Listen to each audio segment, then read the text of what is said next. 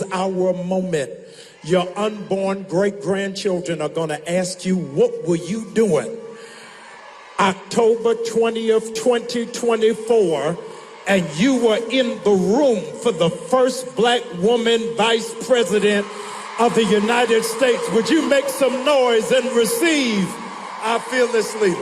A couple of days ago, Kamala Harris made her most brazen attack against Christians to date.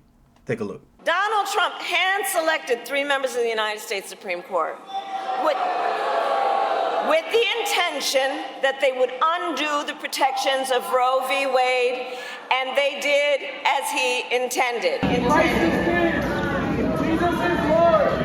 Oh, you guys are at the wrong rally.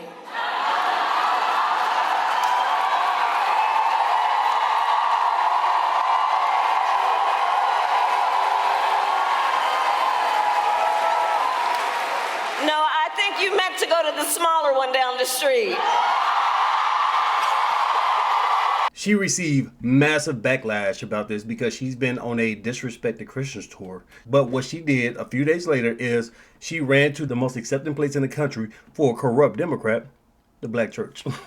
These people, these leaders at the black church have reduced themselves to being nothing but puppets for the Democrat Party.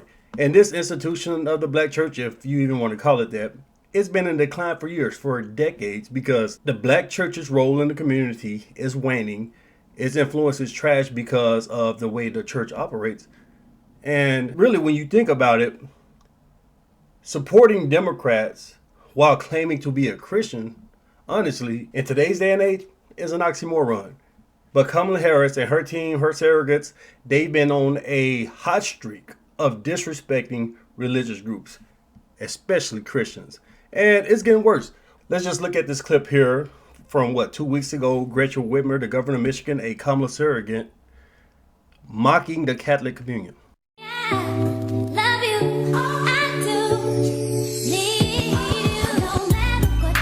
Right after that, how did they follow up with that? Well, she told Catholics up there in New York City at the Al Smith dinner, no, I don't want to come see you. If I go up and show up with you Christians, what am I going to say to my LGBT, LMNOP people, my pro-abortion people? I can't be seen in public with you Christians. Immediately after that, she does a gag for them. She does a skit with a 60-year-old lady dressed up as a Catholic schoolgirl.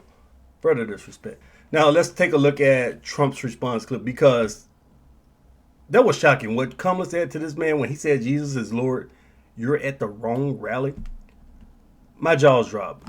I've seen Kamala engage in horrific practices. I've seen her say terrible things, but that just outright so brazen with it, crazy. Let's take a look at Trump. And if you want to know what is at stake for Christians in this race, just listen to what Kamala Harris had to say last week. You're at the wrong rally.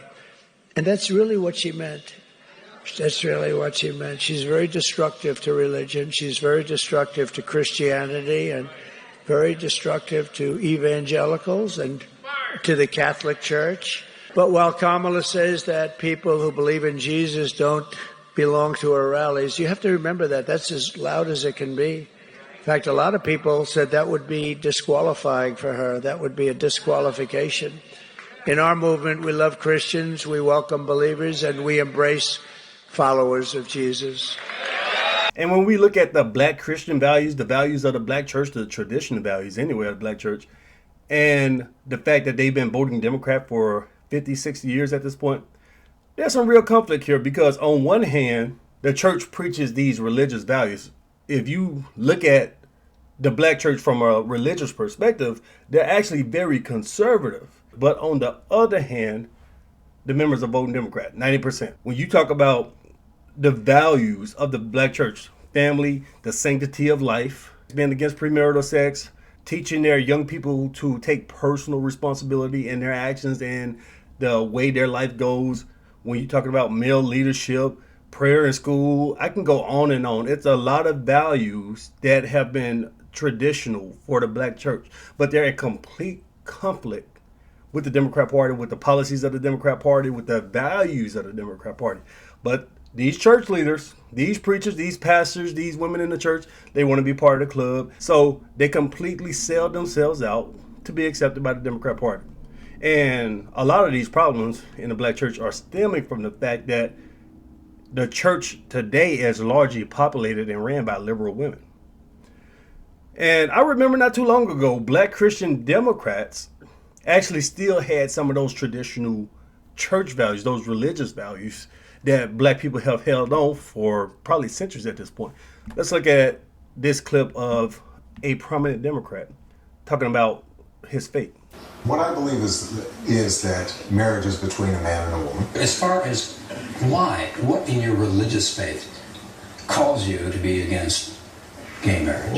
What I believe in my faith is that a man and a woman, when they get married, are performing something before God. Kamala was extremely disrespectful to Christians, mocking God openly with a smile on her face. And days after that, her campaign decided to try to clean it up by having her make an appearance at a black church in Atlanta. And she went to the church, received a very warm welcome. Not the type of welcome where all souls need savings. The church is going to bring in anybody who wants to come to God. No, it wasn't that type of welcome. It was a celebrity type welcome where they were starstruck and idolizing her. Let's take a listen to some of it.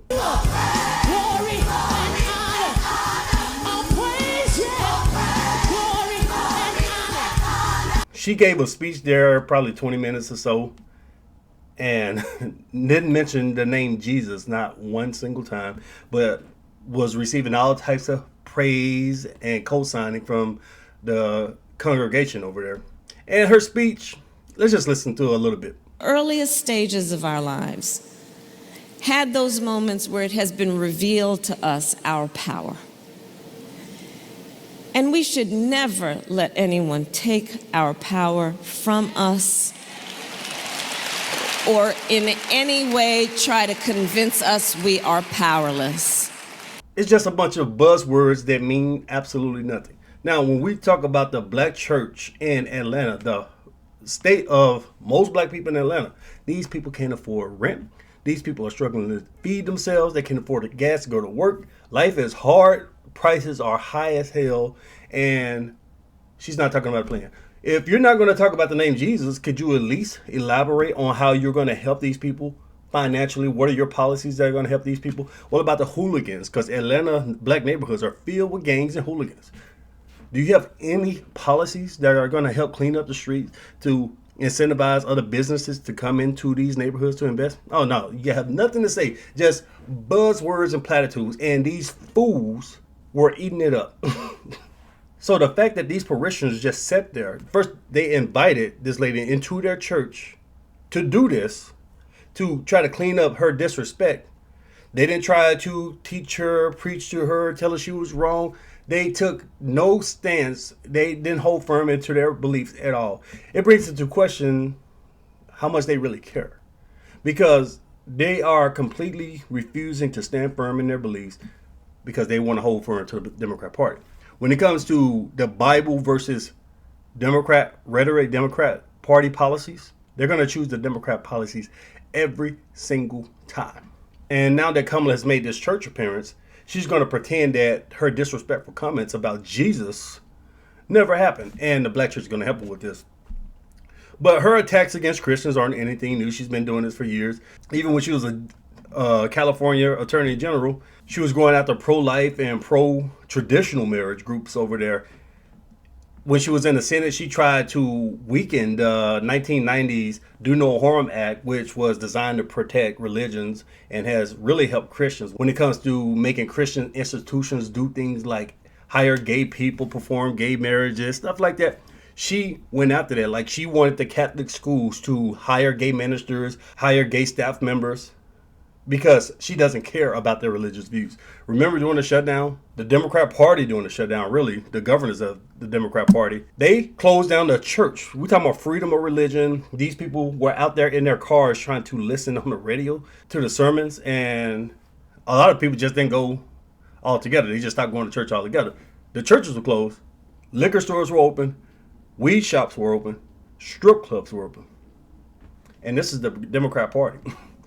This is the party that the black church is in bed with. This is the party that Kamala Harris wants to be the leader of. But Like I said, man, these people are nothing but puppets for the Democrat Party. They put up leaders like Jesse Jackson, Al Sharpton. I'm not even going to get into that. But let me know what you guys think about this.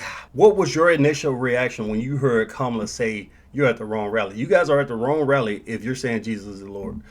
What was your reaction when you saw her walk into that church and those people be starstruck, accepting her, hugging her? Oh, it's all good. Yeah, you disrespect Jesus. You go after Christians, but we're going to pretend like none of that happens because we got a Democrat Party leader in our church. What was your thoughts about all of that? Like, share, and subscribe. If you want more honest conservative commentary, I'll see you in the next one. Peace.